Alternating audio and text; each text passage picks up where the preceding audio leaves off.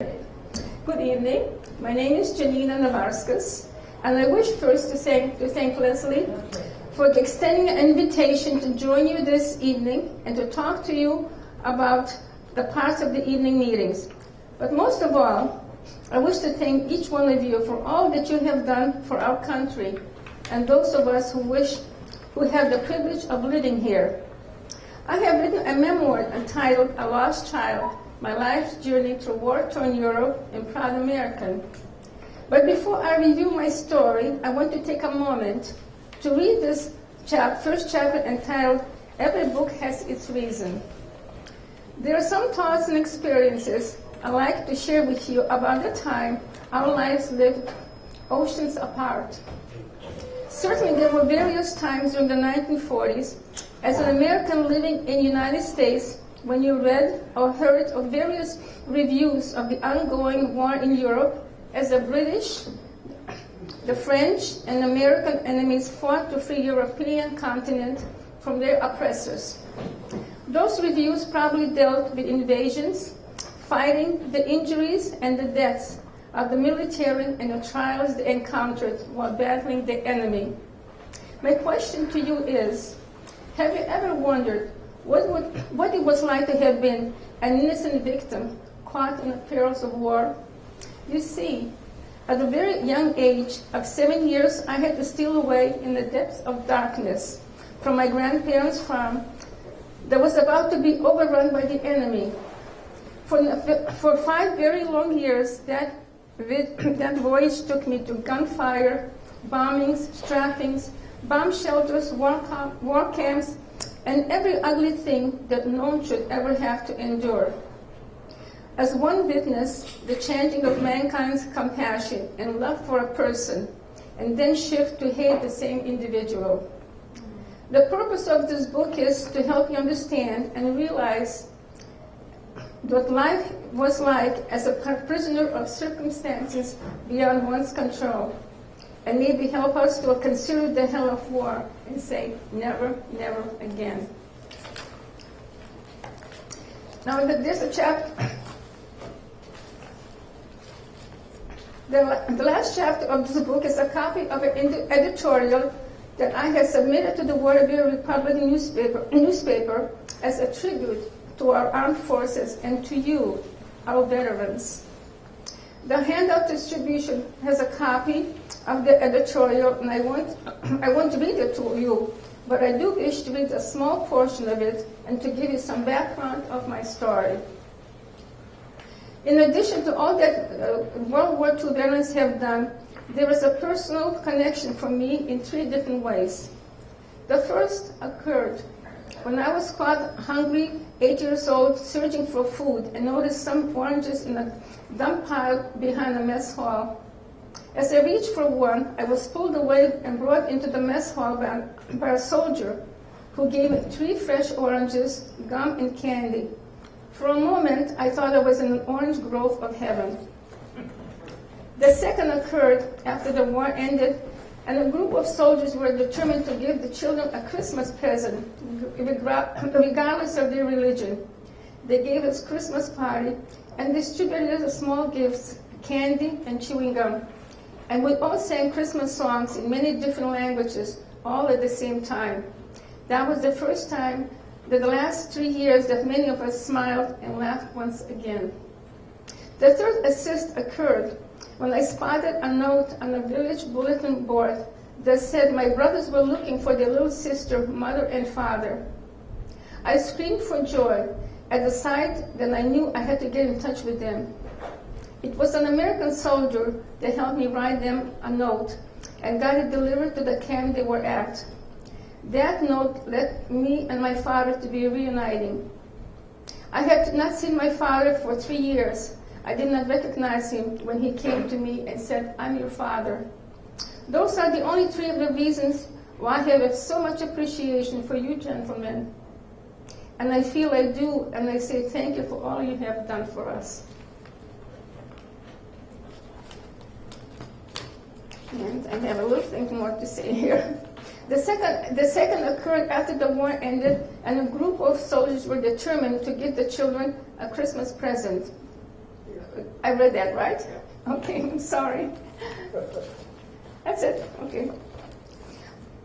We must all remember that it's solely the American veteran and the members of our armed forces who are responsible for all of being able to enjoy freedom and that this beautiful country offers as we partake of the many opportunities that extends to those willing to accept the challenges. Yes, there are some things that some of us feel might be improved, but I assure you that we're living in the greatest country on this planet. And the American veteran and all of the members of our armed forces have made it possible. So when you meet a veteran or member of the military service, keep in mind the obligations and sacrifices that have accepted, and take time to say, thank you for all you have done. Thank you for all you have done for our country and those of us enjoying its freedom and opportunity. Thank you so much for listening to me. Now I'd like to talk to you a little bit about myself. My name is Janina Nawarskas. I was born in Lithuania.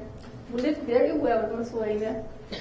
We had a beautiful home. We had servants. We enjoyed theater, operas, and summertimes I used to spend at my grandmother's farm until one fateful day in 1944 when my father came in a horse-drawn wagon with my mother, and he said we must leave Lithuania immediately. But we had two choices, be assassinated or sent to Siberia by the communists.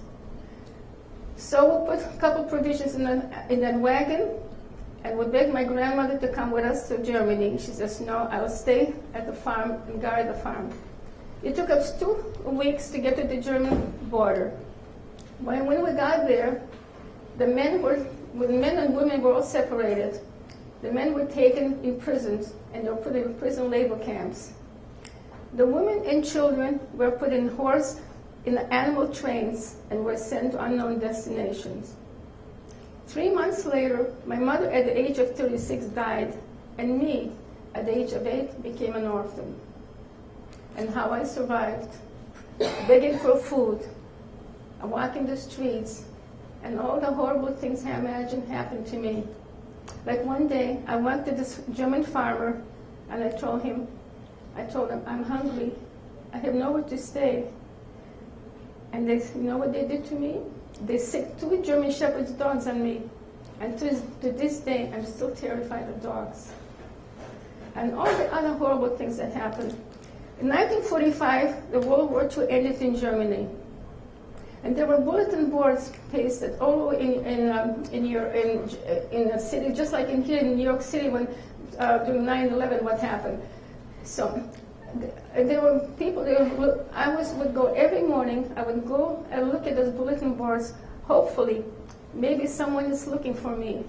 Every day I would look at 9 years old as a child, but all the other children lost children. And one day there was a note that my brothers were looking for their little sister, their mother, and their father. Well, I immediately wrote them a letter telling them what camp I was staying. I found an American soldier, and I asked him if he could please help me to mail that letter to them. Well, my father, in the meantime, was released from prison, and he was living in another part of Germany. And he, too, wandered the streets, looking at the bulletin boards, hoping maybe someone is looking, maybe he could find some of his family. And sure enough, one day he also saw the same note that my brothers had written. So he immediately wrote them. He went to look for them, what the camp they were supposed to be staying. So when he got there, but they were gone. Some of their clothing was left there.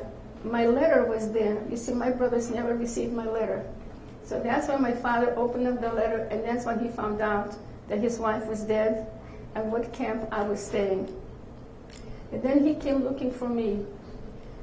And then one day I was again with so many other lost children, there's so many of us, and I was in this huge, huge building, and all of a sudden I see a man coming to the door and kept looking at me and looking. And I got so frightened, wondering why is he looking at me like that? And finally he came up to me and he says to me, I'm your father. I did not recognize him. You see, I haven't seen him for over 4 years. No idea what he looked like. We're so just happy to find each other. Well, like I said, the war ended. Now everybody was leaving Germany in case there'll be another war. So everybody was immigrating, like Australia, Brazil, anywhere but just leave Germany in case there was another war. Of course, most of us wanted to come to America. But to come to America, you had to be sponsored. You're just going to jump in a boat and here I am.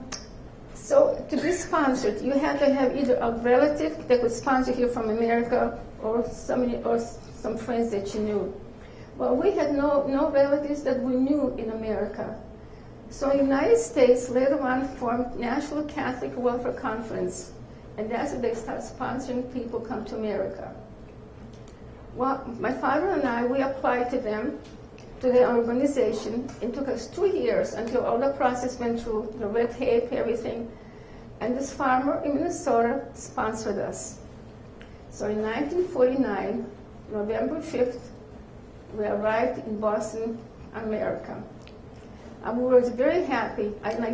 We were so happy. And there was so much snow because it was November 5th. I was just 13 years old. I could not speak English. All I could say please and thank you, but I speak other languages. And when I saw all that snow in November in Boston, I was so surprised. You see, as a child living in Europe, I imagined America was like Africa. So I said, where's the orange trees? Where's the banana trees? All I see is snow. Well, I'm just happy to be here. And then the people that sponsored us, there was a farmer living in Minnesota.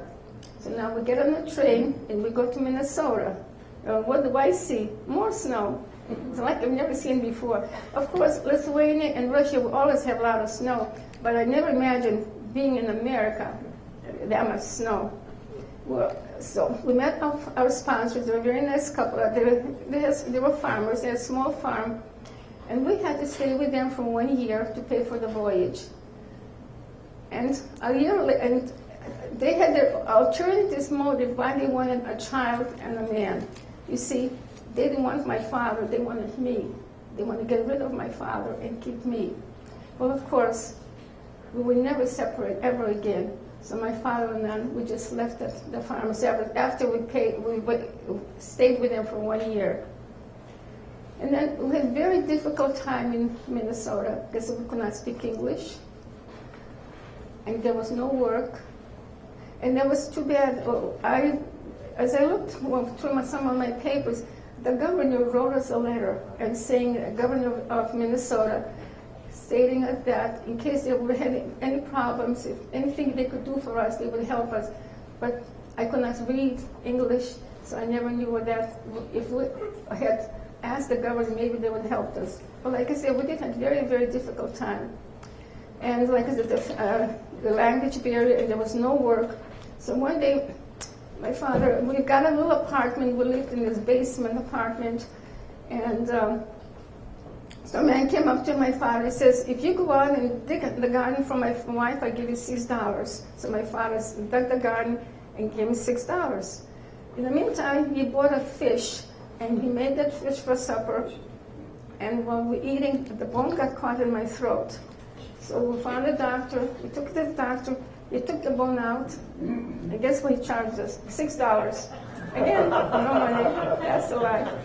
Well, as I said to you before, later, I don't know if you mentioned this, but I had 2 brothers. They were 10 years older than me. And one of my brothers was...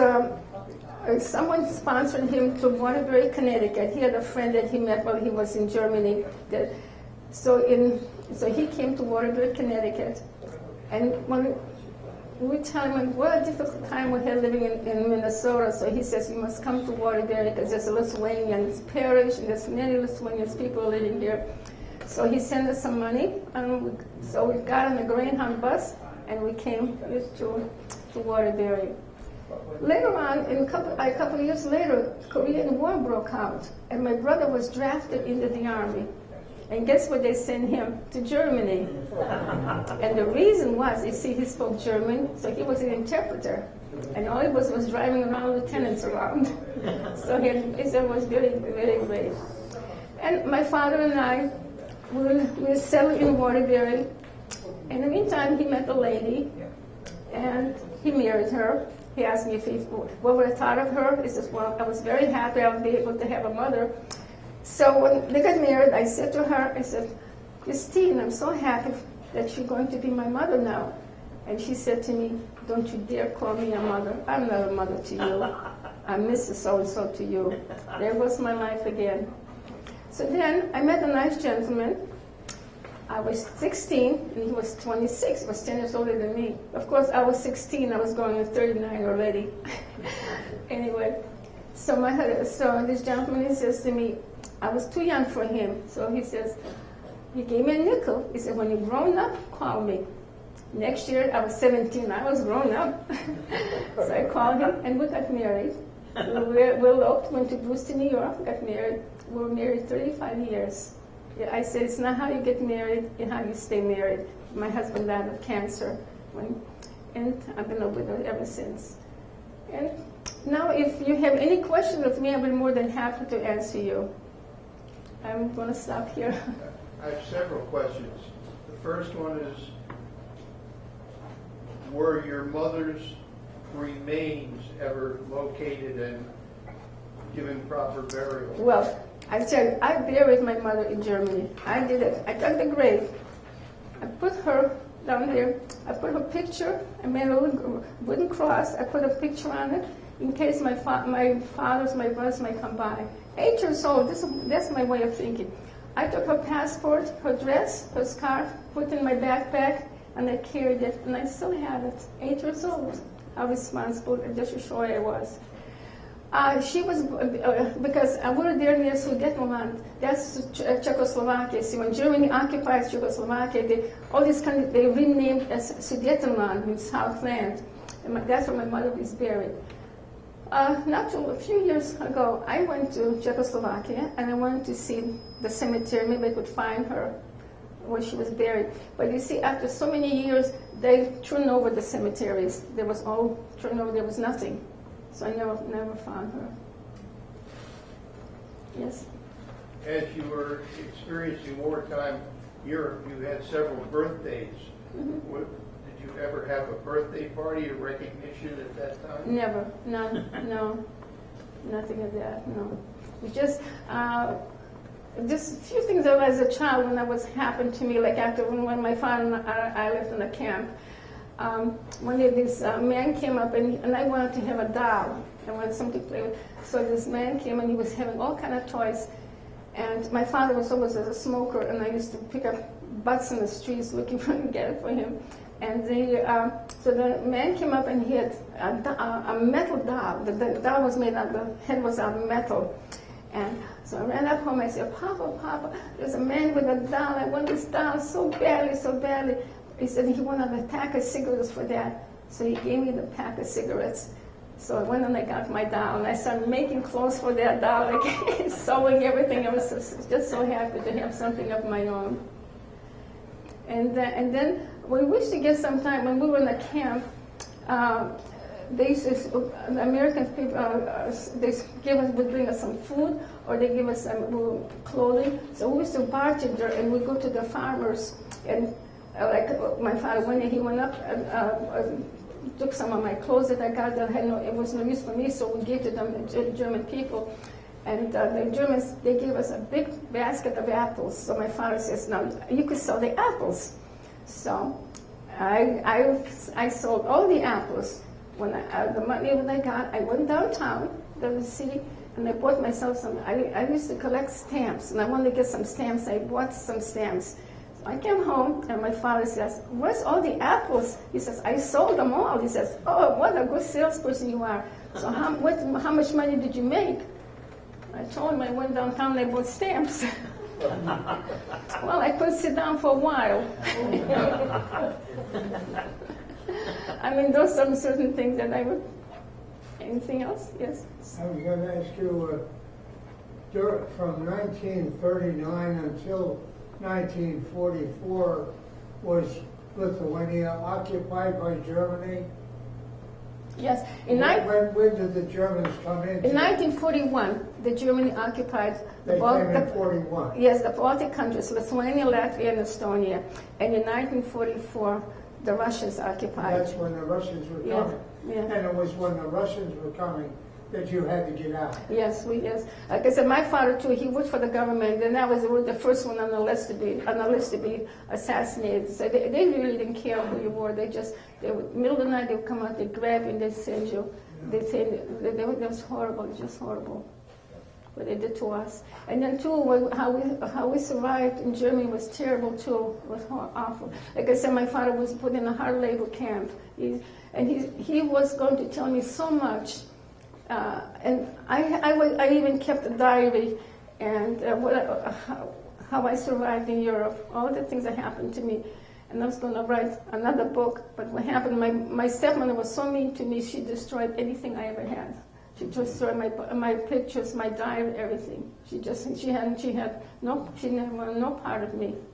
And that's the only reason too. I got married so young, I just had to get out. I could not live like that. Anything else? Yes? So, Janina, was it a German camp that you were sent to? Or what, when you said that when you were split up from your dad? In Germany? No, we're all refugee children. So it was a refugee camp? We were just put, like I said, at first we were put in these cattle trains, animal trains, and we just sent to this destination. And periodically they would take us from here to there, from there. And sometimes they had food, and other times you had to go find for yourself. Nothing. Yes, we begged for like I said. So, was there how many children and mothers were in those, like a typical camp? They were huge. There were so many of us. And also, when I mentioned in 1946, United Nations formed UNICEF, and I'm the original UNICEF child. As a matter of fact, my picture is in a book with the other UNICEF children. Yeah, like I said, 1946, UNICEF was formed, and they helped quite a bit. They helped for the. So what was a typical day in the camp? Did you get up and have to do work? Did you just? Yeah, when I was in a camp with this, like with so many people. There were women, and I had to do like chores. I had to do housework. I remember I had to get up in the morning and clean the floors and everything. That time when my father came in, he saw me here. I was washing the floors and just we all had to help each other. It was terrible. It was like not what I remember. And a lot of things I don't want to remember. Like when I wrote my book, they said I stopped so abruptly some places. You know, just like you hear like a veteran, when he goes to service, he comes back, he doesn't want to talk about it. It's too hard. And that's happened to me a lot of times. It's very difficult for me. Did you find it healing for you? Yes. To be honest, writing the book was healing to me. And even now, I take it out and I read it, I'm crying, and I'm reading it again, just to see how I survived. When I came in this wonderful country, land of freedom and opportunity, and to prove that, I worked for the government, land of opportunity. And you can do anything you want in this great country. I was a lot of jealousy too. And like some people would say to me, how in the world you got a job like this, you can't even speak English good? Well, you see, a person like that does not deserve an answer. That's how I feel. Janina, it was asked if you would mind reading a chapter in this book. Oh.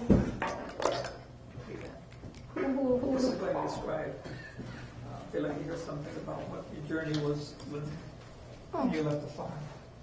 This whole chapter. Someone asked it? Oh, okay. All right. Okay, fleeing Lithuania in the dark of the night. Prior to the beginning of World War II, our family life was very comfortable and pleasant. However, the summer of 1944 was entirely different from the previous ones because of the Russian army movement into the Baltic countries and our fear as to what they might do to Lithuania and her people. To avoid being caught by the Russians, my brothers, Edward, went to Lithuania to enlist in the German army. When my other brother, Victor, heard of Edward's decision, he rode his bicycle to to the Raseinic, that's our city where we live, to join him and enlisted into the German army, together feeling that the enemy of my enemy is my friend. Late the same evening, my parents arrived at the farm in a horse-drawn wagon loaded with some of our possessions. They told my grandmother they had come for me. We needed to flee the church to Germany to avoid assassinated or sent to Siberia by the communists seeking to occupy the Baltic countries, Lithuania, Latvia, and Estonia. My father was employed by the government, and although we were not wealthy, we were considered to be comfortable and were therefore subject to assassination or deportation. The whole chapter. The whole that's quite a bit. You sure? Okay.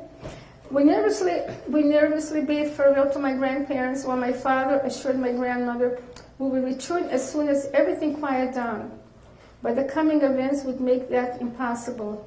I never saw my grandparents again, never got to tell them how much I really loved them. This is why I constantly remind myself not to say, I'll do it tomorrow. My brothers, Victor and Edward, who were 10 years older than I, left for Germany earlier for fear of being deported to Siberia. Now, my parents and I would attempt to get to the German border by stealing away in the dark of the night, as we met with other Lithuanian families attempting to navigate blindly the same roads in the evening weeks. As we groped and traveled, we would hear bombs exploding occasionally. Wagon behind us would hit our road mine and blow apart. I was trembling, terrified, in constant fear of what happened around us. I remember wishing I were a little baby so I would not be aware of the turmoil that surrounded us as we traveled.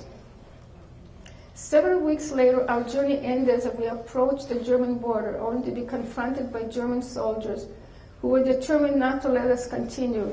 They stopped us in the middle of the night and radiated the rifles as if for the fire. Suddenly lights glared at us from every direction. They were shooting, kicking, shouting, and screaming of fear from the women and children. Then the sudden realization we might never see each other swarmed over each of us as I saw my father and the other men being led off to trucks that were destined to deliver them to German labor camps. The women and children were left behind overnight in the fields.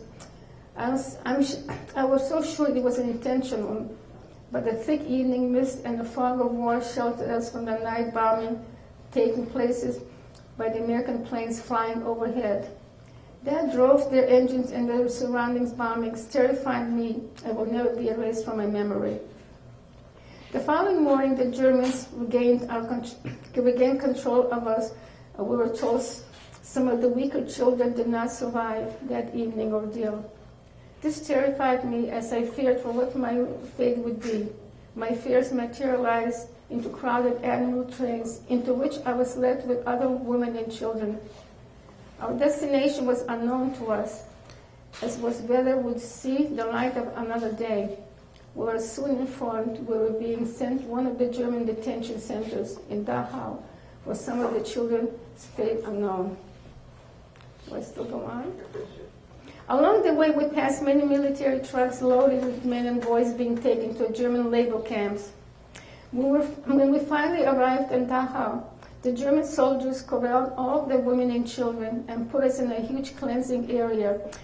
They held us to this rope and showered. We were terrified because all the way there we had heard earlier groups in the same predicament that had been gassed. I vividly recalled and standing naked in a large cold room, looking at the shower heads above me, feeling that gas jets would soon be released from their shower heads. But for some reason, for a reason unknown to me, when the spigot pots were turned on, the cold water poured from the shower heads instead of the feared gas. Other times, when the German soldiers, officers grew bored of watching us in the shower rooms, they would bring out fire hoses and hose us down in the cold water until they were tired of their fiendish playmate. My mother and I survived the torturous events along with most of the others, but this young 8-year-old matured very, very quickly as a result. One of the major lingering effects of the cold shower events was that for many years after immigrating to America, I refused to take a shower, even in the safety of comfort in our spouse's home. I feared deadly gas emission instead of warm water pouring from the shower heads. Unfortunately, after all we had gone through at the camp, my mother became ill within 8 months and died. She was 36. Thus, at the age of 8 years, I became a wandering, open child. That's on that chapter. It's difficult. Yes? When you were sponsored to come to America, you went to Waterbury. You said there was a Lithuanian community there. Mm-hmm. How many others came along with you? Not that at that time, I just knew. That time we just came here to Waterbury, and not with me, not that I know of, because everybody was going to wherever they had the relatives, wherever they were sponsored to. Like I said, I came first to Minnesota, and I just came to Waterbury because my brother was here. And he had a friend when he was in Germany. He befriended a friend, and his family was living here in Waterbury, and that's how he got sponsored.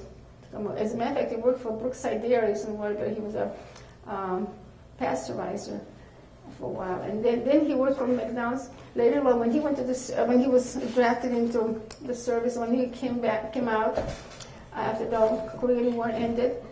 He joined McDonald's Corporation. He worked for McDonald's. He was the best McDonald's manager in New England states. And then one day, the Trans Corporation, they gave him a Cadillac as a gift because he says, you were the top manager. But my brother said, see these people that work for me? They the one made me the manager. I cannot accept a gift like that. So what he did, he lottered it. Put a lottery on, and he gave the Cadillac away. He said, they're the people that made me manager. And then one day, because he used to open up McDonald's at 6 o'clock in the morning, and one morning, a door opened up, a man came to him, put a gun to his head and shot him. But God forbid what happened, the bullet didn't go off. So he shot him in the legs and crippled him. And since then, he retired. He could not work because every time the door opened up, he always saw the man's face. And right now, my brother is 88 years old. He's in convalescent home in Naugatuck. He has dementia. And I still see him. He still knows me.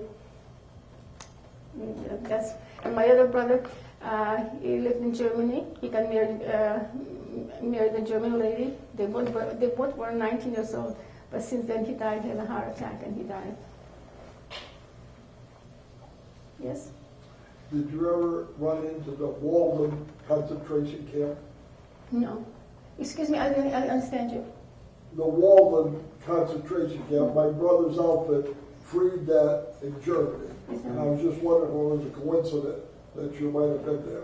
No, maybe I have been, but I don't know. I don't know. So a lot of things, like I said, all this happened to me as a child, and it was very tragic for me. That was what happened to me. Really, sometimes I can deal with it a lot of times.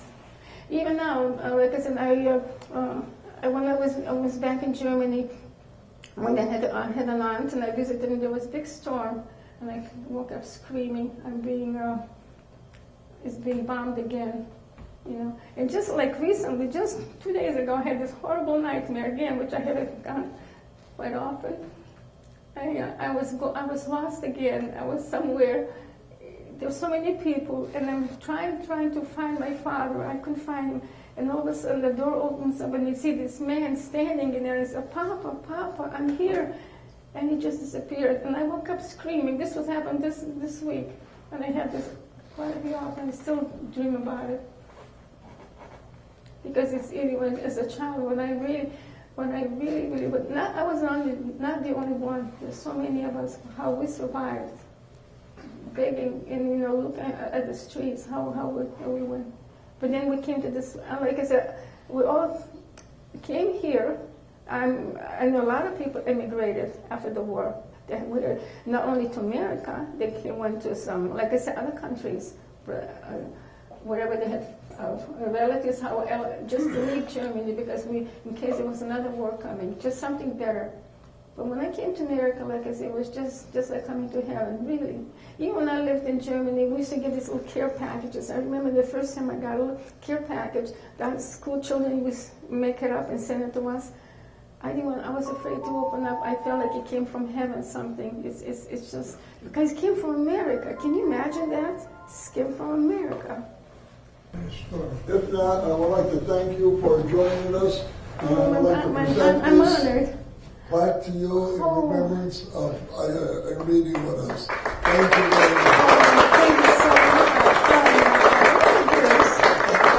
Thank you so much. Thank you. I'm honored. Entering the plane, the two pilots are up there saying, "Thank you, thank you, thank you." That's a verse for me. Anyway, we get down into Baltimore. We're taxiing along. We taxied between two fire engines, and they all start squirting the big hose of big columns of water up there. We got into holding carrier, and they fed us muffins, coffee, anything else you wanted. It was time to go. We had a color guard. We went through the color guard.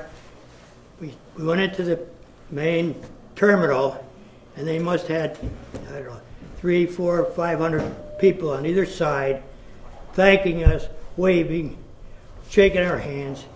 And we're going through the terminal, and a little different for me, because I looked up and I said, "That gal looks familiar." It was my niece. And I looked over, and there's 5 or 6 of that family. It seems my daughter back there called everybody up and had them arranged there. Anyway, we got into another holding place, waiting to go out. They said we had 60 vets, 2 females. We had a helper for each one. We had roadies, and we had a medical staff. So time to get on the bus. They wheel us. Oh, I should stop. Every vet was on a wheelchair, whether you wanted. So anyway, they would bring us to the bus. 2 people would help me stand up. 2 would grab the wheelchair, pull it out of there. And I don't know how many pushed me right up the top of the bus, got in the seat. And they did that all the way through. Now, we had a convoy from Baltimore to Washington. I don't know how far that is. Anybody I do? I don't know. We had 3 buses and 2 state troopers. And the troopers had their sirens going, they had the blue lights on, and we're sailing through there. And if the car was a little slow getting out there, you're right on his tail, pushing them out of the way. So I don't know what these people thought. Maybe Harry Truman's coming through. I don't know what they thought. But anyway, we got to Arlington Cemetery, and they had a place for all the 60 wheelchairs all around, and we watched the changing of the guard. We had a female who did the inspection, to a staff sergeant, and she probably took that rifle apart 10 times. She's sweating that thing all around. Yeah, we finished there, and once again, we got into the buses. We went up to World War II. And the way we got out, the director in our bus would say, everybody out but the vets. We had to stay there until everybody's out, and one at a time. They came down, and they probably picked you up and not threw you, but forced you out. Got down there, my son was there, he went off, and somebody's right on there. We stayed in around World War II, the Vietnam, and the Korean for quite a while. A lot of pictures taken. Then we went up into, back in the bus over to the Air Force. And somebody said, I don't know how true that was, the 3 spears, they're up over 200 feet, and they said if those had been there when they bombed the Pentagon, they would have hit that first. But whether they would or not, I don't know. We won another one. We went to Iwo Jima. We saw that, and different places along the way. Everything was so smooth. Not like the Army. Everything was nice. No problem. Nobody's yelling. When we're supposed to get together, she would say, well, we're going to leave at quarter after, whatever it was. The helpers would make sure everybody's back into the bus, up there, and roll call. Quarter after, we left. Nobody was late all the way through. Let's see, what else? All right. There was no drinking. None of the helpers could drink. So we're I have a sitting down restaurant. It was some fancy hotel. I don't know what it was. Big bar there. Well, the help couldn't drink any alcohol. That's my ELP. Therefore, the vets weren't going to drink. On the way back, they said, we got back to Baltimore, we lost our troopers. And coming back on the plane, the help could let their hair down. And that was the noisiest plane ride I ever had. Yelling, screaming, laughing. We got back to Logan. The bus took it back to the state police barracks and got back. And I was up from 3:30 in the morning till quarter after 12 at night. I was beat. I'm too old for that. And when did they pass out the letters? Oh yes, I want to thank all these people that sent. Everybody was notified. There was a lot of people were notified to send little notes, and I ended up with over 60 of them, which was great. I won the big prize there. But what it got me was one other thing. We're coming back, and the director says, what are some highlights? So they asked different ones. He asked me, I said, there wasn't any highlights. He says, what? The whole thing was a highlight. With that, it got her, and it got me.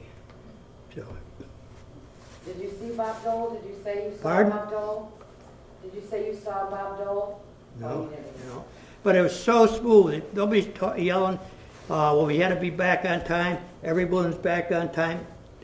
In their seats, the whole roll call, everything. It was just unbelievable. Now, I've left 2 flyers there. They're taking World War II and Korea. So if anybody is interested, there's a phone number or address there. Call them up and get it started. It takes a while to go through, but it was something you'll never forget. So Jim and Ralph both did that. They were honored Yes. this year. Oh, I got. And you at first didn't. You were like, oh, I don't know if No, I I wasn't want going. to do that.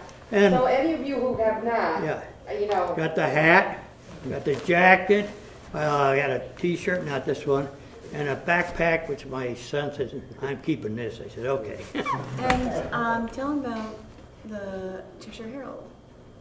no, Cheshire Herald. Yeah. Oh, she had the Cheshire Herald. Oh, very good. Yeah, he came and interviewed, so the story will be out in the Cheshire Herald coming up. I'm not sure if it'll be this Thursday or the following, which Thursday, but it'll be. But it was such a moving experience. It just Well, I'm sure you deserved it. How about you?